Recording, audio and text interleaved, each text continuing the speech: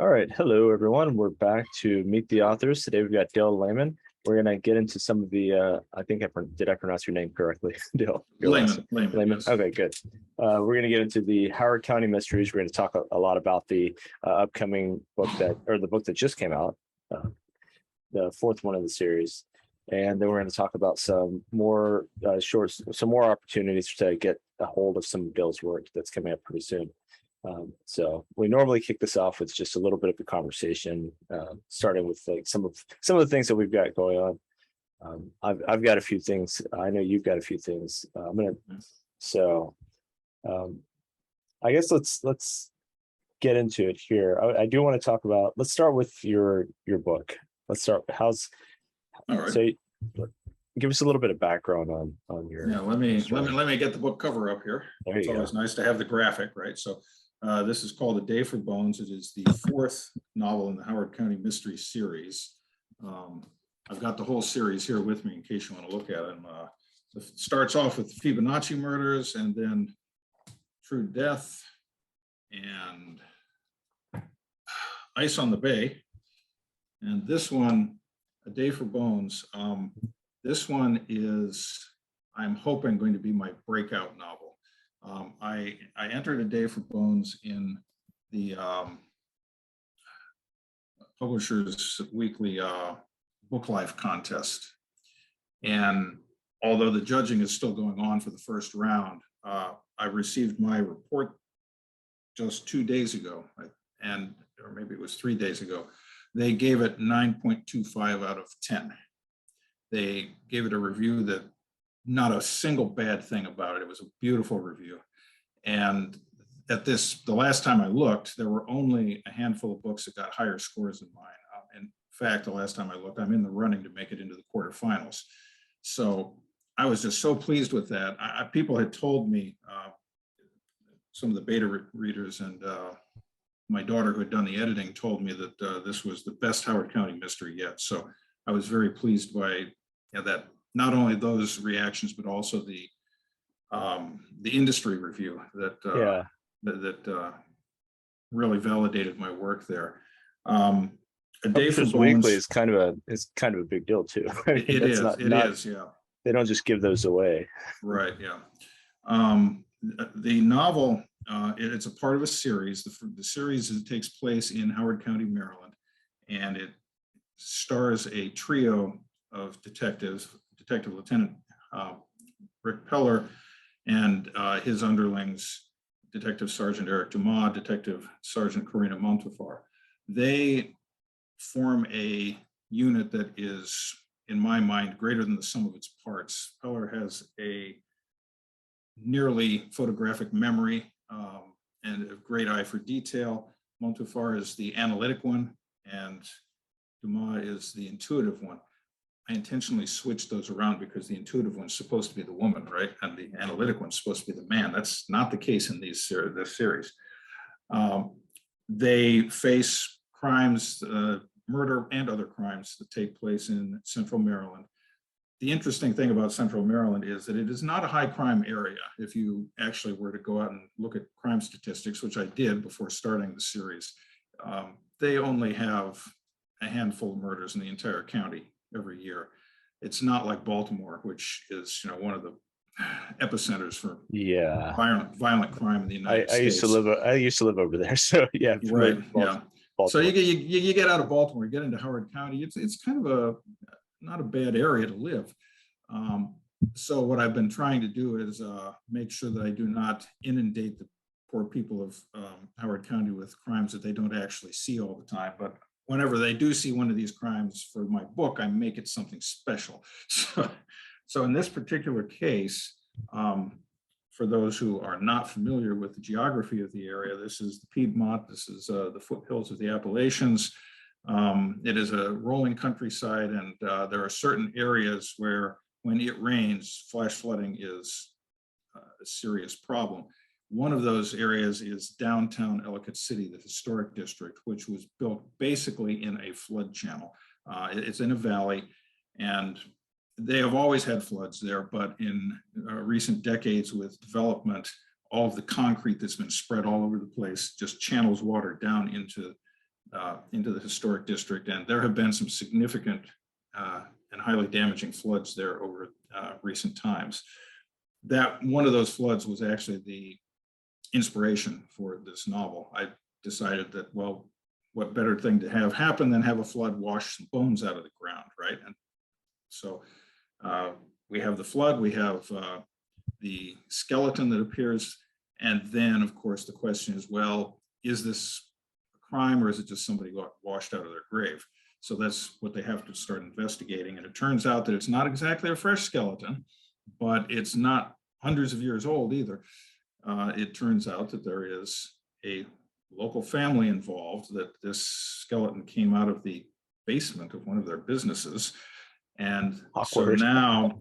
so now, is this anything we need to worry about, or is it not? Was it an accident that killed this guy? Was it murder? And it is not entirely clear until some fresh murders start happening. And then we find out that, yes, there is somebody who's trying to prevent this secret from being uncovered. So that's basically the gist of it. It was written over, as most of my novels, over the course of about a year. And this one is particularly special to me because my late wife has always been my editor. The one exception to that was Space Operatic, which she was busy with some other projects and couldn't edit that one. So I had my daughter, Andrea, edit that one. She, unfortunately, Kathleen was very ill by the time we got to the point of editing this, and she just wasn't able to do it. So I did have Andrea edit it, but you know, it is kind of like I talked about how the great reception that I've been getting so far, and this is really published after Kathleen's death. It's kind of the culmination of her 45 years of trying to teach me how to write. That's really, so it's, yeah. You know, she would just be so proud of the reception that this thing is getting. And my only regret is she actually never read the manuscript. She looked at the first couple of chapters, made a few suggestions on it, but that's as far as she ever got with it. So I'm hoping that this one becomes really special and that somewhere up there she is looking down and applauding. I hope so too.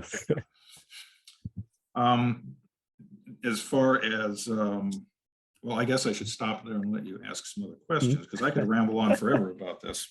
Yeah, and I tend to like to hear stories, so I roll with you with it normally. If you have more to say, we could say it. I do have some questions about mysteries in general, because I'm actually writing a mystery. I didn't know it was a mystery when I sat down to write it. I thought it was going to be sci-fi, and it turned out that it's not. That there wasn't enough sci-fi happening in it to justify it being sci-fi. Could have been a sci-fi mystery. Right, yeah, it could have been. I have another story about that, but it's your time, so I really want to ask you stuff. So when you sit down to create the mystery, to write the mystery, then you have to plant those little like tidbits along the way. At least I assume. I don't know how that works. I'm writing it. I'm pantsing this one, but I'm seeing already that I don't know how all these pieces are going to come together. And if you're just reading it, you're not going to pick up on the pieces unless I do something to say, hey, look at this to the reader. How do you approach that part of it? Well, there are two basic ways, and it really depends upon what your temperament is. As you said, you're a pantser. I am too. I hate that word, by the way, but it's all over the place. You can't escape it. Other people are plotters. They sit down and they spend a great deal of time figuring everything out before they ever write. In my view, those of us who do not do that, we sit down, we write our first draft. That is our outline. I mean, the first draft is really where we're figuring out the story. Where we make the story come together is in the revision process. And you know, I've talked to a lot of writers who say they really hate revision.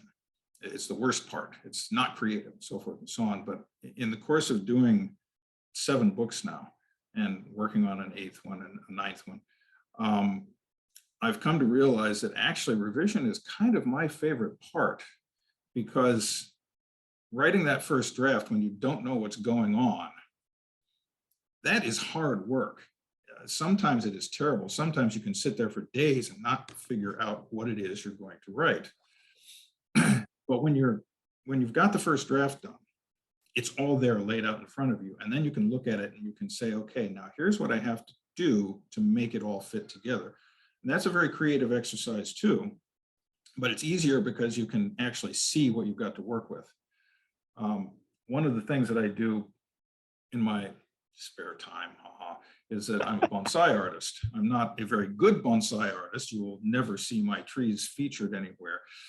But one of the things that I've learned in the course of learning how to do that is that a bonsai is largely about cutting away what you don't need. Hey, that sounds like writing, huh? Yeah. And then shaping what's left over. Hey, that sounds like writing, doesn't it? It's very similar. The point is not to have something explode full blown out of your head to begin with. The point is to first get something out there, see what you've got to work with, and then shape it. So that's basically my approach in the case of A Day for Bones, and actually in the case of most of my mysteries. When I start writing, I don't know who done it. And that may be surprising to some people, but I don't. And I've heard other mystery authors say the same thing. In fact, probably 30 years ago, I was at a book signing and a couple authors were doing this thing together at Barnes and Noble, and they were talking. And the one fellow said that he is constantly getting people coming up to him and saying, "Oh, I figured out who did it in like chapter 12."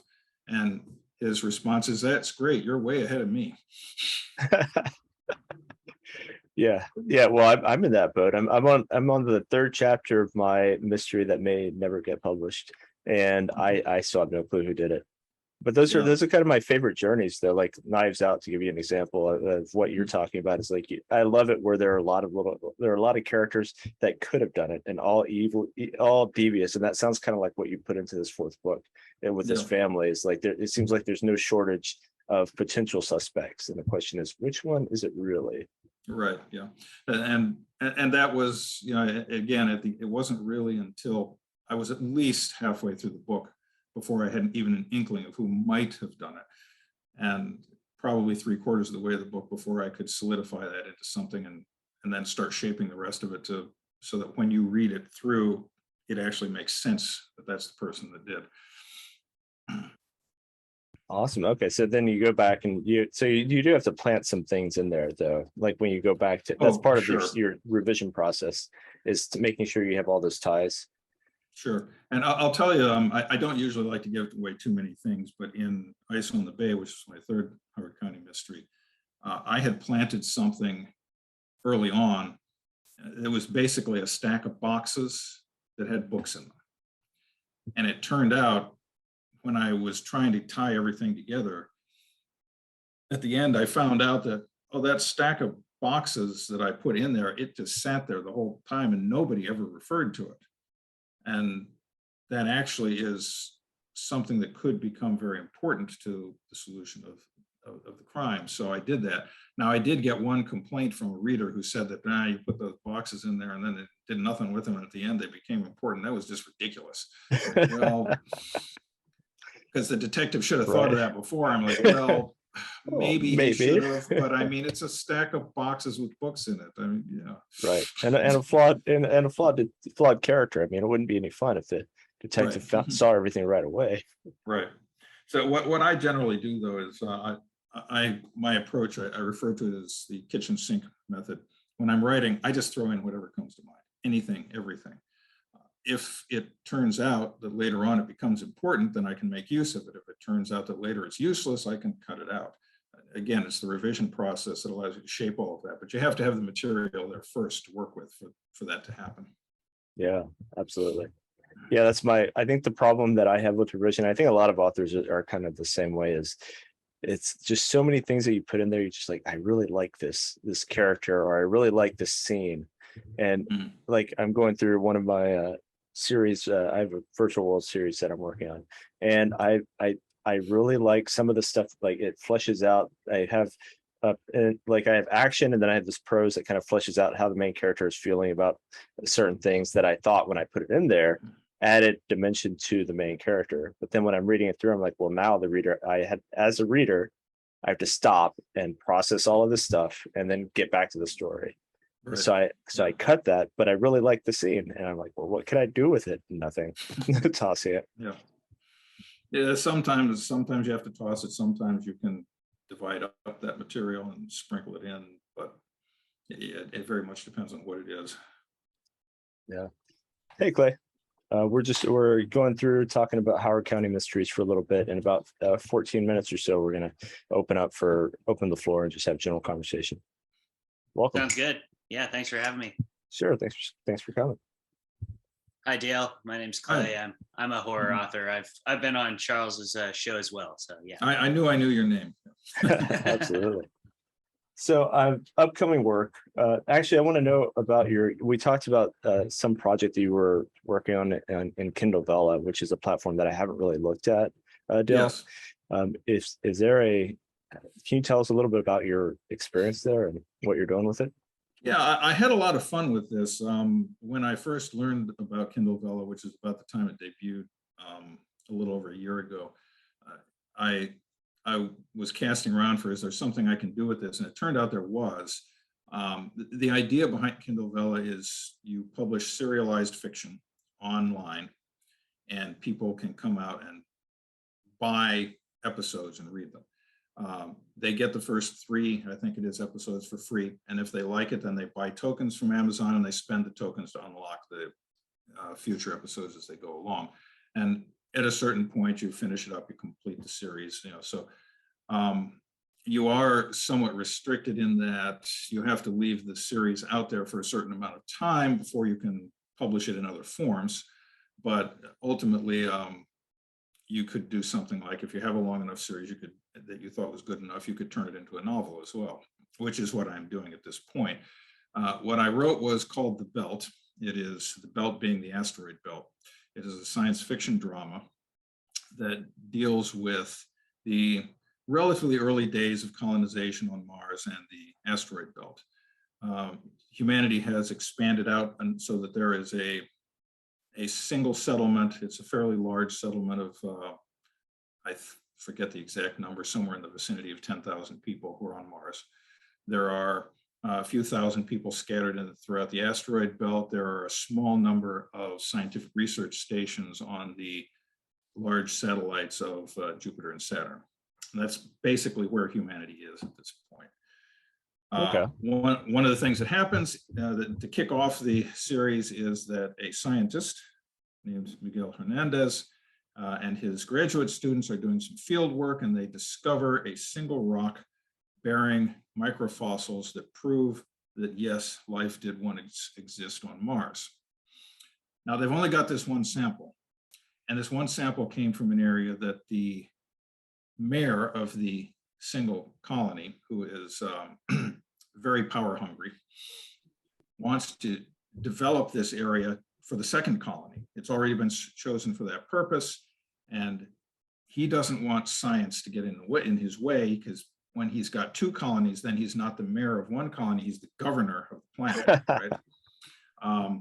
He is a very ruthless sort of character too, so he will ride roughshod over anybody who gets in his way. So we have the scientist and his students who have made this game-changing discovery, really. The scientist himself has visions of fame and legacy and everything. Of course. He's doing it for the science, but he's also doing it for himself. And like the mayor, he doesn't entirely care about what he does to get his way. So we learn very early in the novel, since it's so early, I don't mind mentioning it, that he is actually having an affair with the mayor's wife, largely to get insider information, which she goes along with because, well, you have to read to find out. It's very difficult to explain, but basically that's just what she does. She likes playing her own games, okay? So as the story develops, you basically learn that nobody out here is really all that good of a human being. The students kind of are to begin with, but they're young and naive. They'll get jaded soon. They become jaded very quickly. And this is another one of those, as I was writing it, because I was writing it episodically, I was writing and publishing. So I wrote something and I tried to make the episodes hang together and give a bit of a cliffhanger to lead into each other. So when I got done with the whole thing, I had enough material for a novel, and I decided I was going to novelize that, and that's what I'm working on right now, is the novelization of that, because I have an opportunity to pitch to an agent next month, and I needed a complete work to do the pitch, and this is the only thing I've got that's complete right now, right? So I figured this is a really good series, and I read it through and I really liked it. I was surprised at how well it hung together, and so I started doing my editing and so on, and all of a sudden I got like a third of the way into it, and I realized the timelines are completely crossed up. There are things that are there are things that are happening way too fast. Like you do not travel from Mars to the inner asteroid belt in a day. You just don't. Being good at math and science, I sat down and I calculated, and the answer that I came up with, even assuming a pretty good advancement in spaceflight technology, was actually too long for the novel. So I cheated a little bit on that. I made that my one independent miracle, but I did stretch out the timelines.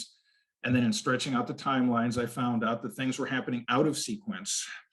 So I had to rearrange half of the novel in order to get the timelines right. And now, having done that, I have to go through and make sure it all actually hangs together. The one nice thing is it gives me some opportunity to write some new material that isn't in the Velo, which will make it unique enough to say, hey, if you didn't read the Velo, even whether you read the Velo or not, read the book, because this is something new. Yeah. But the overall flow of the whole thing is actually not changed that much. But in throwing all this stuff in there, what happened was I ended up with this poor scientist character. He was actually overmatched by all of the villains that are in the story. So I had to change that a little bit too, right, in order to give him a satisfying outcome. That's funny. How did you? It was funny though, because every time I started getting a little bit farther in and I needed something else to happen, I upped the stakes by bringing in somebody even worse than the person that was in there before, until I ended up with, I won't give too much away, but I ended up with a supervillain basically who is, kind of like Thanos, unstoppable. Nice. Nice. Just by accident, huh? Right. Just by accident. Yeah. That's fun. I can't wait to read that. Just so you know, I do have Space Operatic. I think that's coming around. But I don't know how to mirror this thing. Let me see if I can figure out that. There. Is that better? Yeah. Yeah. Okay. Yeah. So I do have this, and I gotta say, this is a fun book to read. This one, I saw this guy singing. I don't know if you guys could see, but the guy singing on the cover, and it's spaceships. That's intriguing right there. And it's just very well done. So I'm looking forward to reading starting at book 1 of the Howard County series, work my way up to where I need to be, and then picking up this next sci-fi book, which honestly I'll probably get first once that one comes out. I do want to. Well, I don't know when it's going to come out. I should say, because I'm pitching it to an agent now. If on the unlikely chance that the agent says, yeah, I'll take that, and the even more unlikely event that the agent sells it to a publisher, it'll probably be that's a year or at least before it comes out. If the pitch doesn't go well and I do not place it anywhere, I will very likely publish it as I did my other books, and so it could be out by the end of the year. But I'm actually kind of hoping it goes the other way. I hear you. So timeline wise, working that out, like, I don't know, how do you approach that? Do you have like this big, I'm envisioning this big flow chart with like, here, this happens first, and then arrow, and then this happens next. And well, what I usually do is I have learned by hard experience to try to be cognizant of my timeline as I write. I don't actually do a whole lot of charting things out. In the case of my Howard County mysteries, you'll notice that in many of them, a chapter will start by telling you more or less near at the beginning of the chapter what day we're on. And that was my mechanism of keeping track myself. And then as I wrote the novel, I would periodically stop, I'd go and I'd write a quick summary of all the scenes in it by day. So I kind of had that outline there, but it was actually done after I'd written the scenes. I got you. And then I could go back and say, well, does this make sense or not? Sometimes I could use it in the course of writing to say, okay, I need to skip a day here or something like that.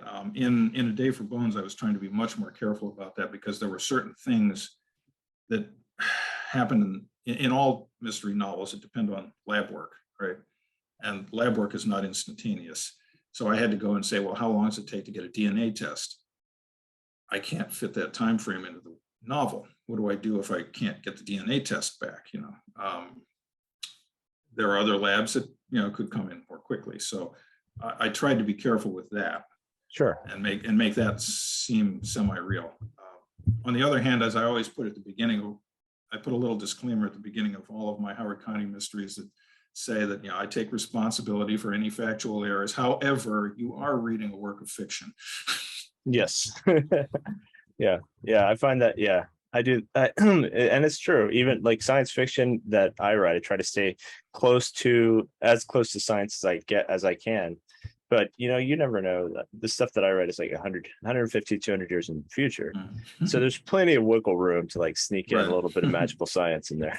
Right. Although I do try to resist. But yeah, in mysteries, I imagine the temptation is to just have there are a lot of ways that you can just like kind of sneak things in that it's a domain that I wouldn't know a lot about, like how does forensic stuff work. So I probably wouldn't even notice, honestly, if the timeline was a week versus a month or versus 2 days. That's my problem too, is as a reader, I probably wouldn't notice, but I kind of think of that as a problem as a writer, because not so much because everybody will notice, but there is always somebody out there who notices. There is. It's funny, as soon as you publish a book, there's that one person that's like, well, this can't really happen. Right. In the first novel, the Fibonacci murders, it was actually something that Kathleen had stuck in there for me to add a little bit of depth. I gave Rick Peller he likes to read Westerns, and I didn't get real specific about it, but my wife had put in a line for him that referenced a Zane Grey novel. And then one of my friends sent me a message on Facebook saying, that's not a Zane Grey novel. That's somebody else wrote that one. So, oops, okay. I had to go back and fix that. And then you come out with revision 2 that's got just that one correction. Right. Yeah, that's the nice thing about publishing today, is everything is done electronically, so it's very easy to make a small correction, slip it in there, and nobody ever notices afterwards. Right. Yeah, it's true. And I sent my brother's a teacher, and I sent him a copy of my first book, Models and Citizens, and he, being the teacher that he is, went through and edited the whole thing. After it's already been professionally edited and already been beta read, and he found more stuff. And so when I got that back, and it's like, all right, well, I went through, made the changes, and shipped it off. So yeah, there's always one more typo. Yeah, always. You can't get rid of them all. I try. And then there's weird little things like the dealt with the M dashes. Like, do you need a space before them, or do you not need a space before them? And it turns out there's not really a rule about it. You either have a space or not. It probably depends on what style manual you're following. Yeah, probably. I know that one of my editors deleted all of the spaces around my M dashes on one of the books. I used 2 different editors, and on my other novel that I sent to the other editor, didn't touch them at all. Like, well, okay. I'm getting mixed messages here, but that's pretty cool. So what else do you have that's coming out soon? Did you have anything else you want to throw in? We got about a minute of your time. Sure, so. I have a bunch of projects at various stages. After I get finished with The Belt, I'm going to be probably going back to another science fiction novel that I have in the works called Penitence, which is, of all things, about a pandemic, but it's not anything like the pandemic we have experienced recently. And it actually started back around the year 2000 somewhere, when I wrote a short story with this idea. And ever since then, I wanted to expand it into a novel. It's been difficult going, but I think when I get it done, it's going to be a really good novel. I also have a short story collection that I'm putting together. My first short story collection, I've got all my books here, so I can put them up here. Cool. My first short story collection, The Realm of Tiny Giants, which is kind of small, was published last year. I've got a bunch more short stories, and I'm putting a second collection together. I'm going to call that one Found by the Road. Hopefully an intriguing title. I have a second Bernard and Melody novel. My first one, Weasel Words, is probably the most fun I've ever remember that one. Book. You liked Space Operatic. That was a lot of fun to write. This one was even more fun to write. That's a crime caper. And Bernard and Melody Earls are husband and wife team of thieves who rob from the rich and give to themselves. That's basically the tagline. Nice. The next one is going to be called Rooftop Sonata, and it was inspired by one of the cover options that my cover artist gave me for Weasel Words, actually. But we liked this cover better, but we liked that other concept so much with the two characters dancing along a rooftop. And I thought, that's what I'm going to do next. So that one, I haven't started writing it yet, but I have the idea down for it. And then I didn't mention this on the show. I had mentioned this to you previously, but my wife, Kathleen, unfortunately passed away at the end of June. When I was working on A Day for Bones, I was talking to her one day and I said, I really think this is probably the last Howard County novel I'm going to do. And she agreed with that. Then, I don't know, a month or two later, she turned around and handed me the idea for a fifth one. So it turns out that I actually will be writing another Howard County novel based in some of the things that have happened recently with everything that's gone on with these insane culture wars that we've been dealing with for however long, that have just gotten totally out of hand, with people attacking churches and statues and things like that. So she handed me an idea based on that. This is not something that has ever, as far as I'm aware, happened in Howard County, or not at least to any great degree, but we're going to bring that to the people of Howard County. They may not like me for it, but we will do that and see how Rick Peller and his team handle it. Good. Do you ever run into people from Howard County that complain about the level of crime that you're bringing to them? No, nobody actually ever has. I think because I've been kind of careful. I haven't done more than one Howard County novel a year. Okay. And I try not to have more than 2 or maybe 3 murders in Howard County in a given fictional year. I have, to my delight, had a few people tell me that they enjoyed reading it because they used to live there, and it was kind of nice visiting some of the places that they used to know. Yeah, that's cool. Awesome. All right, well, we've been going for about 30 minutes, so we're opening up now so we can talk about whatever's on your mind now. And Clay, you can jump in if you want to, if you have stuff you want to throw out there. Personally, it's been this summer of like short story of anthologies for me. I've got two short stories accepted to 2 different anthologies. One is Crooked V2, which is kind of a noir futuristic crime anthology. So apparently there are 12 other authors that like me that like that dark, gritty, futuristic setting, and that's a perfect place for criminals to prosper. And so the tagline there is, there are good guys and bad guys, but you can't really tell who's who. It's almost impossible to tell. So it's morally gray. It's a great series. The other anthology that I've been accepted into that's going to come out, I think early next year, is a post-Roe anthology. It's about the world after Roe v. Wade and the impact that has on not the political aspect, that whole series, but like the very real, like just taking the law and drilling down to individual circumstances and looking at different scenarios that can play out. And so I've got one of about, I don't know, a handful of other authors that that are playing with that concept and have thrown it together into an anthology. That one was actually solicited. So yeah, so some amount of success there. It's fun because I've never actually done an anthology before, and working with other authors, I can tell you, is the person who's doing the crooked anthology is really on the ball and really highlights to me how unorganized I am. So, which is a good experience, I think. Congratulations. That's awesome. Yeah, thanks. Yep. It's been the year of the anthology for me too. I'm doing 2 right now. I'm putting together one of my own. I'm publishing another, and then releasing all my short stories. So how did that go for you, Dale, when you released this short story collection? Did you get much readership out of that? Did you find that more valuable than, yeah. I didn't really get much, but I felt that it was worth doing because in the case of The Realm of Tiny Giants, at that point, I had mostly been publishing mystery novels. I did have Space Operatic out there in the world, which was kind of a one-off.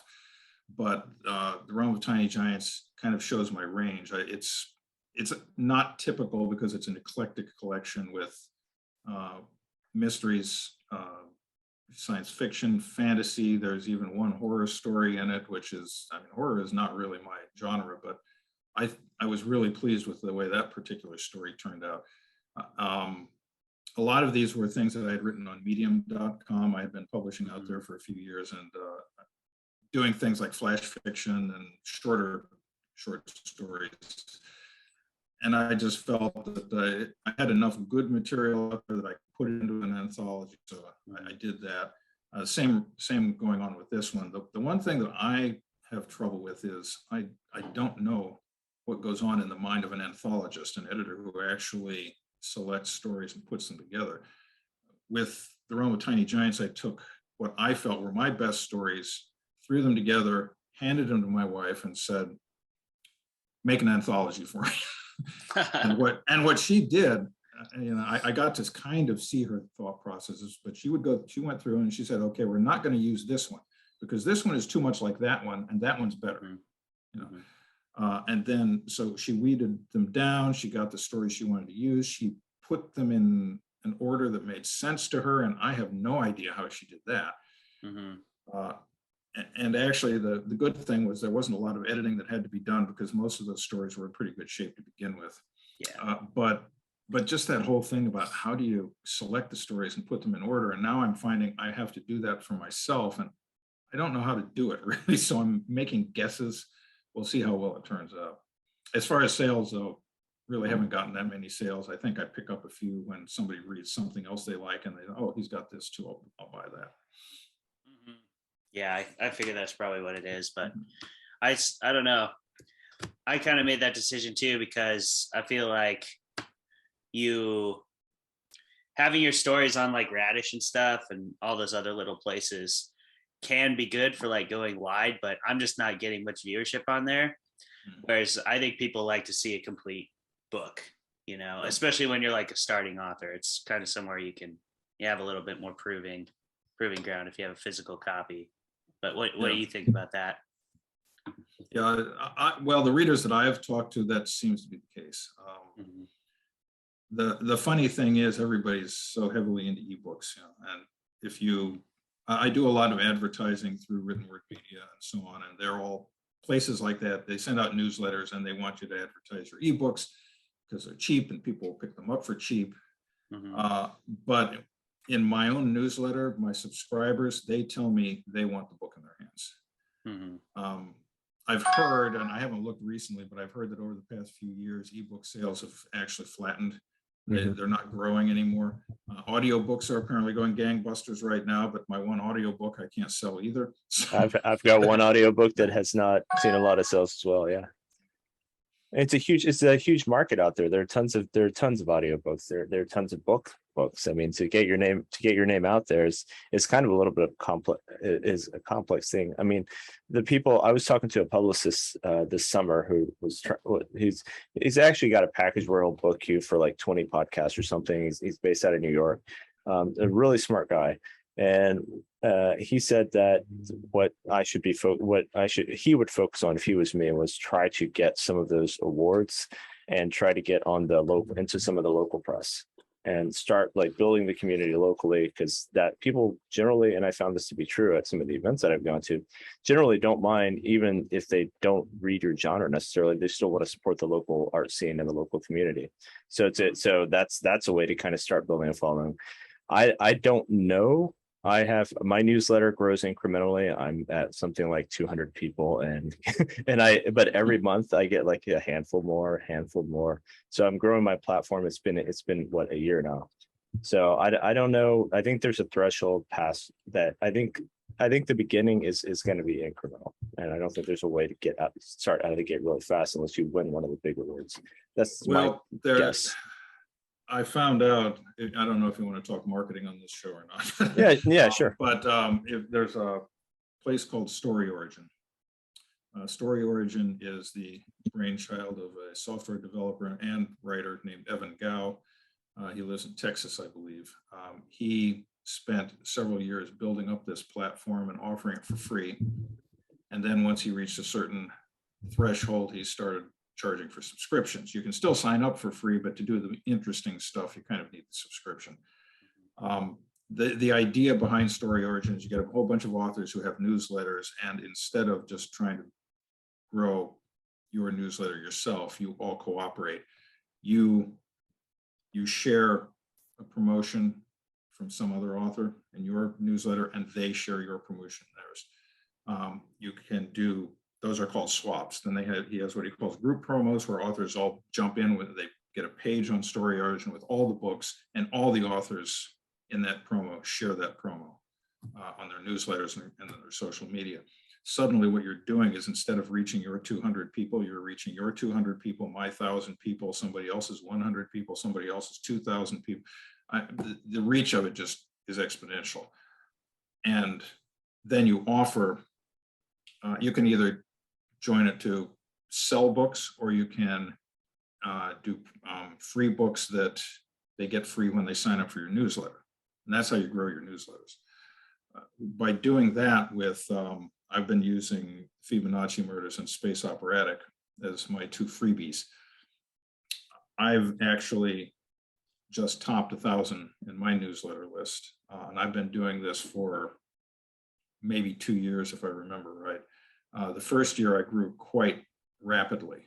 The second year was a little bit slower, but what I found is that I could, if I had not been doing that, my newsletter would still probably be around 150 people, because I could never get anybody to sign up for it.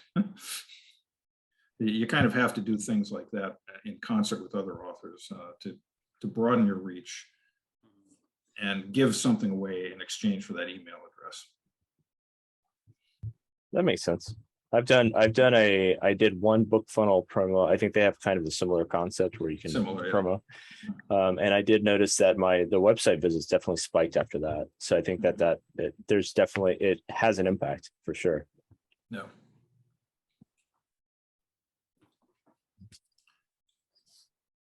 So I'll have to look at Story Origin. What other, I'm curious, Clay, what concepts have you got lined up for what's your current work that you've got that you've been working on lately? Oh yeah. Well, like I said, I kind of doing the same thing as Dale did. As when I started, I wrote a bunch of short stories. I got them all really nice and polished and submitted them around. And now I'm basically taking all the ones nobody picked up and putting them in my own collection because they're just dying on the internet, literally deaths right now. So I'm calling that one Blue Rare and Other Short Stories. And then I accidentally turned myself into a non-professional lit magazine because I put out like a submission call.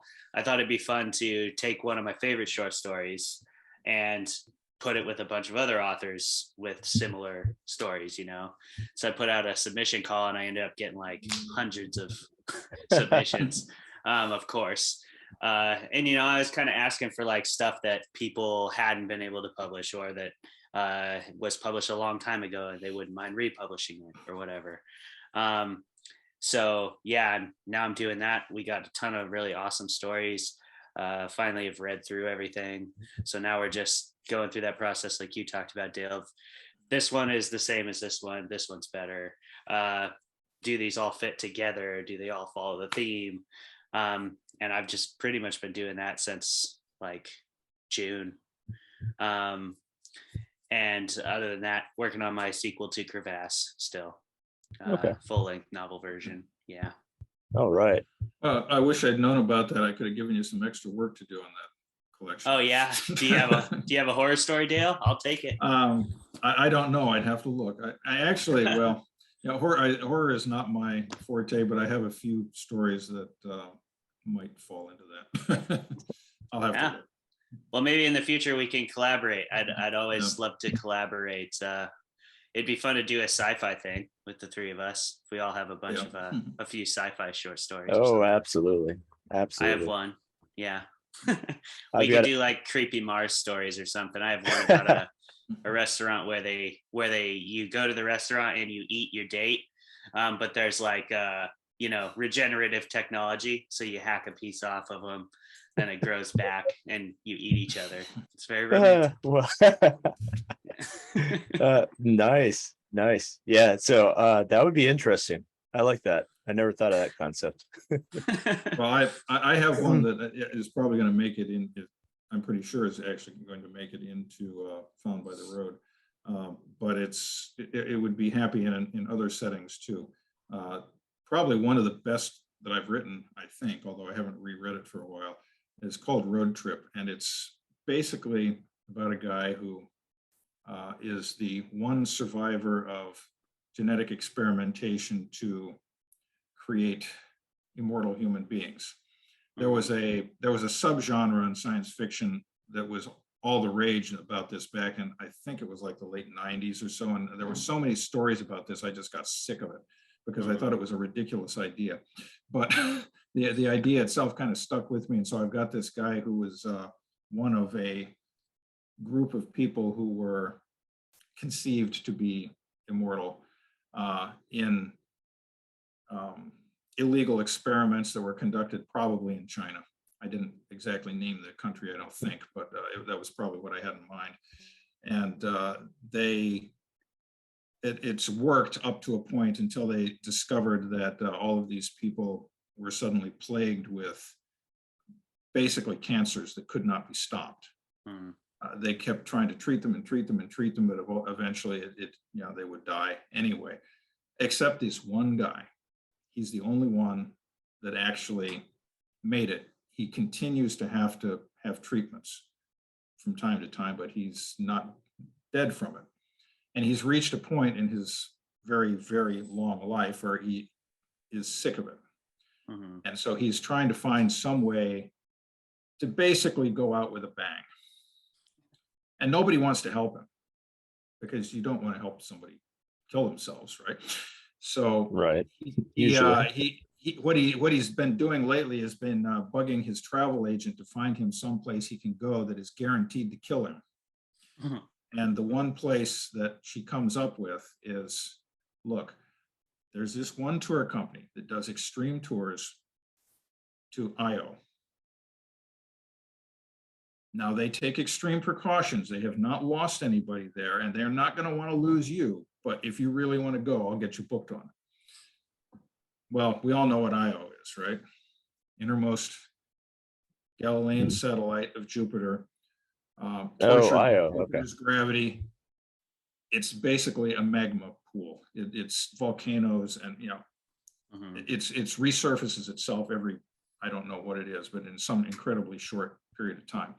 Of course, there's also the radiation from the Jovian radiation belts and so on. It is an extremely dangerous place. It is the last place you would think to actually send a manned mission to. And there's this tour company that sends you there in these special craft that is guaranteed to get you there and back again, because there's nothing like this. You can't go any place in the solar system that's like this, So if you got the money, you can do that. And so the story basically centers around him recruiting on the sly a guy to help him defeat the security systems in the craft that he is going to be traveling in, so that Io can kill him. And what happens to him in the course of attempting to do this. It actually has a happy ending, but well, I don't know what the happy ending is though. Yeah, does that mean he dies finally? Yes, you don't know. You have to read it. Right. Yeah, exactly. The story actually is on my Medium account, and it will probably be edited before I put it in the anthology. But if you wanted to look it up, it's called Road Trip, and you can find it out there under my name. That sounds fun. That does sound good. Yeah, that sounds really fun. I'm definitely gonna go check that out. Are you just Dale? Is it Lehman? Lehman. Lehman. Lehman. Okay. Is it just Dale Lehman on Medium, or what's your account? You can find me that way. I use my middle initial in all of my authors, so it's Dale E. Lehman. But if you just look up Dale Lehman, you'll find it. Cool. I'll go check that out. I'm kind of all over the internet by now. I've been using my name out there for a long time. So Yeah. I was wondering too, if you don't mind to pivot, Charles, Sure. back to the Kindle Villa idea. I was considering getting in there, but I've just heard a lot of horror stories that, it doesn't really work out. And then also what you talked about, the problems of writing serial fiction that are sort of inherent with story structure. I imagine it's easy to lose your way, right? Like you said, your timelines were wonky and things were all out of sequence. And so how did Kindle Villa end up working out for you at the end of the day? Did you enjoy the process, or did you get some viewers at least? Was it worth it? I got a novel out of it. Yeah. So I count that as a victory. I did enjoy it. I had fun writing it. I had a very small number of people actually read anything, and nobody but me read the whole series. I think I had maybe 10 to 15 people who read the first 3 episodes, and as you go through the episodes, the number of readers dwindles until a certain point it hits 1, which is me, because I always went out there to make myself a reader. But and it depends on what you're looking for. If you are looking for a lot of people to go out there and read it, I think it's difficult. There are some people who are actually using, I don't know, publicists or something, and who have had a lot of success. But they, from what I've seen, that mostly seems to fall into the fantasy / romance, romantic fantasy, those kinds of things. A lot of the readers actually seem to be women. I have heard that, oh no, that isn't really true, but I haven't really seen that much of other genres being that successful, and it just seems that's what's happening. Now, at the same time, financially, it can actually be kind of nice, because I don't know how long this is going on, and I don't know what the formula is, but Amazon pays a bonus every month. And the bonus is based on a combination of how much you publish and how many readers you get. Oh, okay. I have always had, except for the month or two, when my wife was ill and passed away, and I just didn't write anything and publish it out there. I always got a bonus, and the bonus ranged from $25 to $50, $60, I think. And I had no readers. I was just publishing. So it was nice from that standpoint, because if I just put something out there, I'd get a bonus. Yeah. And that's their way of encouraging you to use the platform and publish things. It may not last forever, but it has been going on since the inception of it. Now, is that bonus does it include your whole catalog for every month? So if you write enough stories to get $60, you continue to get $60, or do you have to continue to produce new things? You have to continue to produce. When I stopped producing or didn't produce as much, the bonus went down. And as I said, there were a couple of months when I didn't get anything. But I knew that was going to happen, because I just wasn't writing anything right then. Of course. Interesting. Yeah. That's good to hear, because I don't know. I've heard a lot of everything's extreme about Kindle Villa that I've heard. People are either like, oh, I'm killing it, and then it's like, yes, you are. Or and you see the top 5 stories have millions of readers, and then the 6th story has 2, and you're like, yeah, that looks rough out there. Yeah, it's definitely not easy to get a following. I don't know what the secret sauce is for that. If it's the genre, if it's, I don't know, knowing a lot of people, I don't know what it is. A lot of that thing. Good. I was just going to say, though, in my opinion, a lot of the ones that I've read that actually are getting a fair number of readers aren't necessarily that good. Some of them are very good, but I've read some that are just not that good, and yet they're getting readers. So I don't know what that means.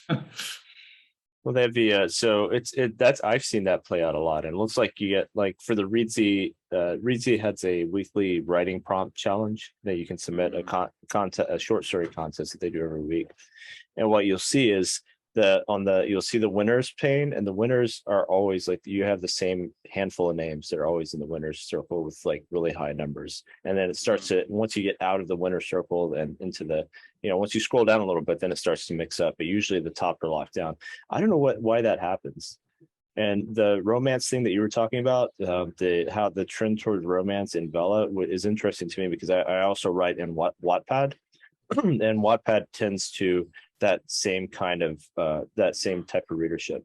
So I don't know if there's something about serial fiction that makes that that causes that attracts a certain type of reader. I don't know what it is. It's interesting to me. Yeah, I will say I ran a bit of a survey in my newsletter once to ask people what they thought of it, and it was pretty much a thumbs down. Not that I got huge numbers of responses, but I didn't get a single response that said, yeah, I want to go read serialized fiction. No, it was always like, no, I want a book. Yeah. And I was talking on, I think it was a Facebook discussion about that later, and a fellow who was a publicist said, well, the thing you got to remember is your newsletter audience, they aren't necessarily a serial readership to begin with, because they're there for your books. So yeah, it's a different market. Yeah. What's the average age of your newsletter clientele? I don't know. I have a feeling they're older than me. I really don't know, because I haven't been collecting that information. I use MailChimp, and MailChimp has this thing where you can give you all these statistics, but obviously if you're not collecting the statistics, they can't do anything with it. So I'm not sure. I don't know how they figure that. And I didn't want to put something out there saying, tell me your age, because I don't know. That seems generally considered rude. Kind of rude, yeah. Rude, not good for privacy policies, things like that. Right. I don't know where they would normally get that information from. Yeah, I suppose because they do a lot of marketing for retail companies and so on, that probably retailers will put things in there like give us this information, have age ranges, something like that. Sure. But I don't do that. I ask what genres do you like to read? Right. All right, cool. Well, we've been talking for about almost an hour now, actually. So time flies, right? Yeah, anybody got any last minute things they want to throw out there before we close up for today?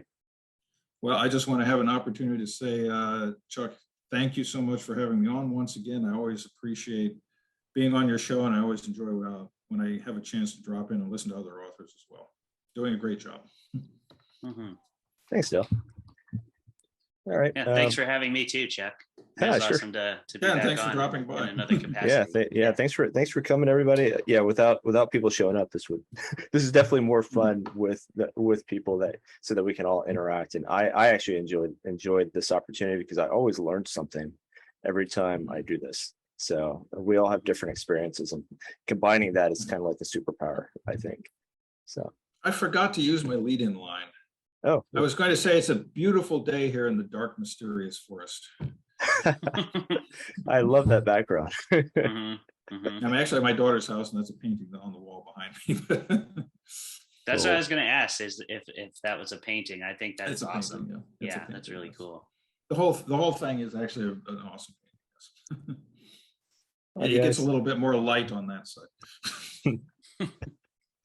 All right, well, thank you, and have a wonderful day. I'll put this on, I'll mix this down probably later this afternoon and then send out a link for downloading. So thanks everybody for showing up.